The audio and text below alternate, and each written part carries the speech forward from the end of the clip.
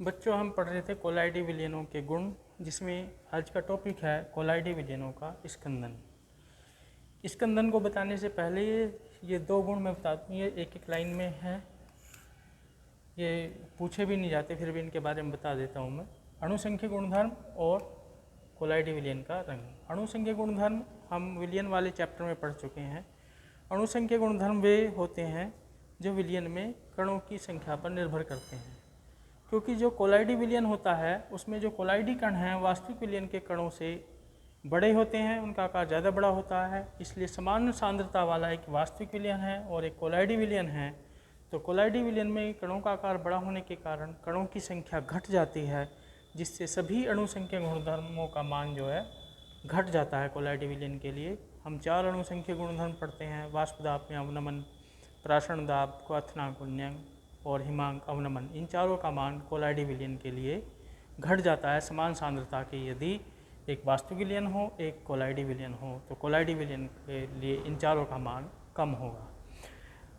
रंग की बात करें तो कोलाइडी विलयन का जो रंग है, जो कोलाइडी कणों से प्रकाश का प्रकीर्णन होता है उसके तरंग दैर्ध्य पर निर्भर करता है, और उस प्रकीर्णित प्रकाश की जो तरंग दैर्ध्य है वो कोलाइडी कणों के आकार पर निर्भर करती है। आकार घटने बढ़ने के साथ साथ कोलाइडी विलयन का रंग भी बदल जाता है। एक ही पदार्थ के कोलाइडी विलयन, जैसे हम सिल्वर का, ये कहते हैं चांदी का कोलाइडी विलयन प्राप्त करते हैं, तो उसके आकार के आधार पर Ag+ आयनों के आकार के आधार पर, मतलब जो कोलाइडी कण बनेंगे चांदी के, उन कोलाइडी कणों के आकार के आधार पर विलयन का रंग अलग अलग होता है। अब हम पढ़ते हैं कोलाइडी विलयनों का स्कंदन। किसी भी कोलाइडी विलयन से कोलाइडी कणों के अवक्षेपण की क्रिया को कोलाइडी विलयन का स्कंदन कहते हैं। यानी कोलाइडी जो कण हैं उनको एक साथ इकट्ठा करके प्राप्त करने की, यानी अवक्षेप बोलते हैं, उसका अवक्षेप प्राप्त करने की जो घटना है उसको हम स्कंदन कहते हैं। कोलाइडी विलयनों का स्कंदन इन 4 विधियों से किया जा सकता है। उबाल कर, यदि हम कोलाइडी विलयन को उबाल दें तो उसमें से प्रक्षेपण माध्यम वाष्प बन के निकल जाता है और उसमें कोलाइडी कण एक साथ इकट्ठे होकर के हमें प्राप्त हो जाते हैं। दूसरा, विपरीत आवेशित कोलाइडी विलयनों को परस्पर मिलाकर, यदि एक धनात्मक कोलाइडी विलयन है और एक ऋणात्मक कोलाइडी विलयन है, दोनों को आपस में मिला दें तो दोनों एक दूसरे के आवेशों को न्यूट्रलाइज कर देते हैं, जिससे वो उनके बीच जो कोलाइडी कण हैं उनके बीच का आकर्षण बल, वो प्रतिकर्षण बल समाप्त हो जाता है और वे जो है अवक्षेपित हो जाते हैं, इकट्ठे, मतलब कोलाइडी कण एक जगह इकट्ठे होकर के हमें मिल जाते हैं। तो विपरीत आवेशित कोलाइडी विलयनों को जब हम आपस में मिलाएंगे तो ये दोनों विलयन एक दूसरे का अवक्षेपण कर देंगे, कोलाइडी कणों का एक दूसरे के। तीसरी विधि है वैद्युत कण संचलन।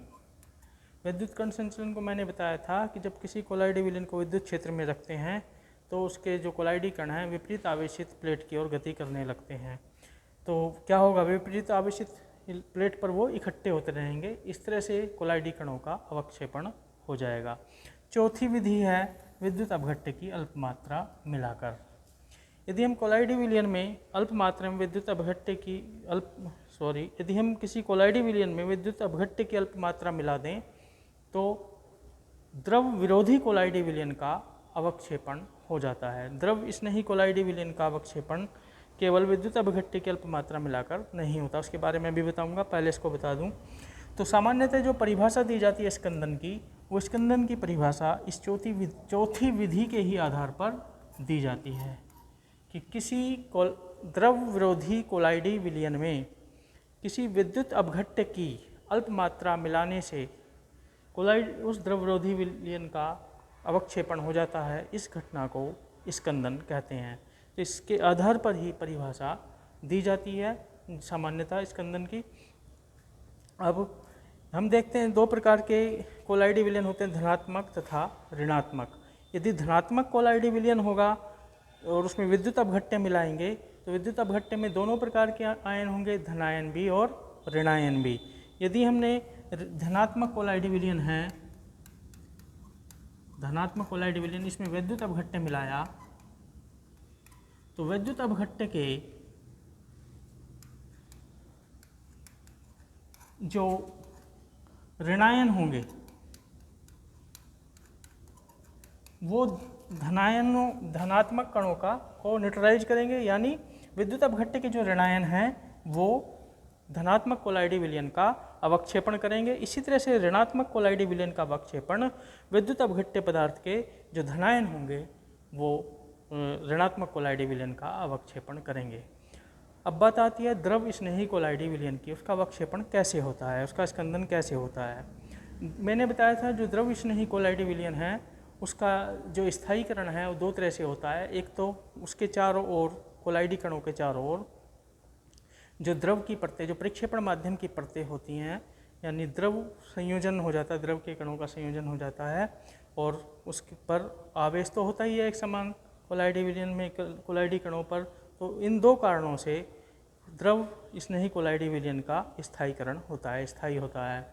अब यदि उसमें हम विद्युत अपघट्य की अल्पमात्रा मिलाएं तो जो द्रव की परतें उन कोलाइडी कणों के चारों ओर होती हैं, प्रक्षेपण माध्यम की परतें उनके चारों ओर होती हैं कोलाइडी कणों के, वो विद्युत अपघट्य के कणों को उन कणों तक नहीं जाने देती, जिससे कोलाइडी द्रव स्नेही कोलाइडी विलयन का अवक्षेपण केवल विद्युत अपघट्य की अल्पमात्रा को मिलाकर नहीं हो सकता। तो पहले हमें उन जो द्रव का संयोजन हुआ है कोलाइडी कणों के साथ, द्रव की परतों का जो अधिशोषण हुआ है उनको तोड़ना पड़ेगा। इसके लिए द्रव स्नेही कोलाइडी विलयन में अल्कोहल या एसीटोन मिलाते हैं, जिससे यदि जल में बना है कोलाइडी विलयन तो जल में बने हुए कोलाइडी द्रव स्नेही कोलाइडी विलयन यदि जल में बना है तो हम उसमें एसीटोन या अल्कोहल मिला देते हैं, जिससे वो जो जल की परतें हैं कोलाइडी कणों के चारों ओर वो कम हो जाती हैं, यानी जलयोजन की मात्रा कम हो जाती है। फिर ऐसे द्रव स्नेही कोलाइडी विलयन में यदि हम विद्युत अपघट्य की अल्प मात्रा मिला देते हैं तो उसका भी अवक्षेपण हो जाता है। तो मुख्य रूप से स्कंदन जो पूछते हैं, स्कंदन में इसी तरह से हम उत्तर देंगे स्कंदन का कि किसी द्रव विरोधी कोलाइडी विलयन में किसी उचित विद्युत अपघट्य की अल्प मात्रा मिलाने से उसका अवक्षेपण हो जाता है। इस घटना को स्कंदन कहते हैं। फिर आगे हम कह सकते हैं यदि धनात्मक कोलाइडी विलयन है तो उसका अवक्षेपण विद्युत अपघट्य के ऋणात्मक आयनों द्वारा होता है, और यदि ऋणात्मक कोलाइडी विलयन है तो उसका अवक्षेपण विद्युत अपघट्य के धनात्मक आयनों के द्वारा होता है। आज इतना ही, इसके आगे कल बताऊंगा।